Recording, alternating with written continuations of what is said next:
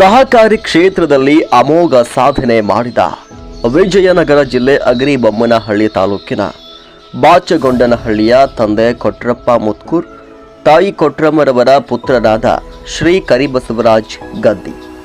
ಹೌದು ವೀಕ್ಷಕರೇ, 1973ರಲ್ಲಿ ಬಾಚಗೊಂಡನಹಳ್ಳಿ ಗ್ರಾಮದಲ್ಲಿ ಜನಿಸಿದ ಇವರು ಮೂಲತಃ ಕೃಷಿ ಮನೆತನದವರು. ಅಂದು ದುಡಿಮೆಯ ಇವರಿಗೆ ಹಾಸಿರಿಯಾಗಿತ್ತು.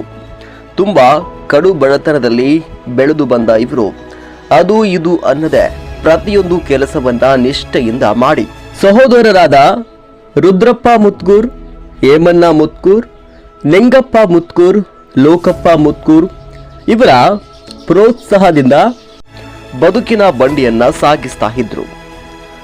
ದುಡಿಮೆಯ ಜೊತೆಗೆ ವಿದ್ಯಾಭ್ಯಾಸದ ಕಡೆಗೆ ಗಮನ ಹರಿಸಿದ ಕರಿಬಸವರಾಜರವರು ತುಂಬಾ ಶ್ರಮಜೀವಿ.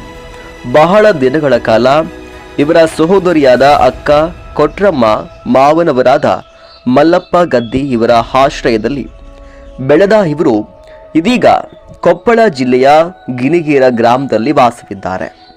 ಗಿಣಗೇರಿಯ ಹಾಗೂ ಬಂಡಿಹರ್ಲಾಪುರ ಸುಖಪುರಿ ಸೌಹಾರ್ದ ಸಹಕಾರಿಯ ನಿರ್ದೇಶಕರಾಗಿ ಸಹ ಸೇವೆಯನ್ನ ಸಲ್ಲಿಸ್ತಾ ಇದ್ದಾರೆ.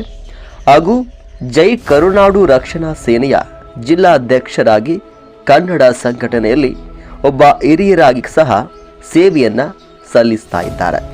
ಇವರ ಶ್ರೀಮತಿಯವರಾದ ವಿಜಯಲಕ್ಷ್ಮಿ ಗದ್ದಿಯವರು ಕುಷ್ಟಗಿ ತಾಲೂಕಿನ ಒಮ್ಮಿನಾಳ ಗ್ರಾಮದಲ್ಲಿ ಅಂಗನವಾಡಿ ಕಾರ್ಯಕರ್ತೆಯಾಗಿ ಸೇವೆಯನ್ನ ಸಲ್ಲಿಸ್ತಾ ಇದ್ದಾರೆ.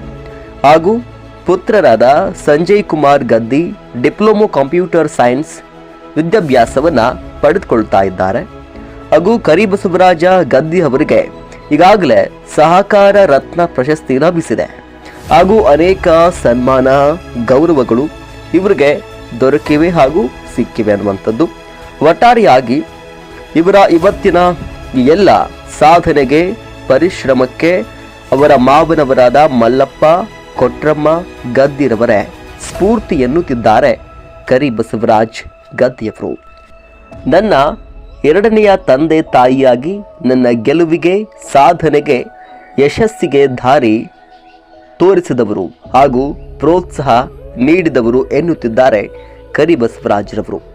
ವ್ಯಾಪಾರಕ್ಕಾಗಿ ಹುಟ್ಟೂರಿನಿಂದ ಗಿಣಿಗೇರ ಗ್ರಾಮಕ್ಕೆ ಬಂದು ಇಲ್ಲಿ ಒಂದೊಳ್ಳೆ ಬದುಕನ್ನ ಕಟ್ಟಿಕೊಂಡು ಅಮೋಘ ಸಾಧನೆ ಮಾಡಿದ ಶ್ರೀ ಕರಿಬಸವರಾಜ್ ಗದ್ದಿ ಅವರಿಗೆ ಜನರಿಂದ ಒಂದೊಳ್ಳೆ ಮೆಚ್ಚುಗೆ ದೊರಕಿದೆ. ಇವರೇ ನೋಡಿ ಇವತ್ತಿನ ನಮ್ಮ ಹೆಮ್ಮೆಯ ಸಾಧಕರು ಶ್ರೀ ಕರಿಬಸವರಾಜ್ ಗದ್ದಿ.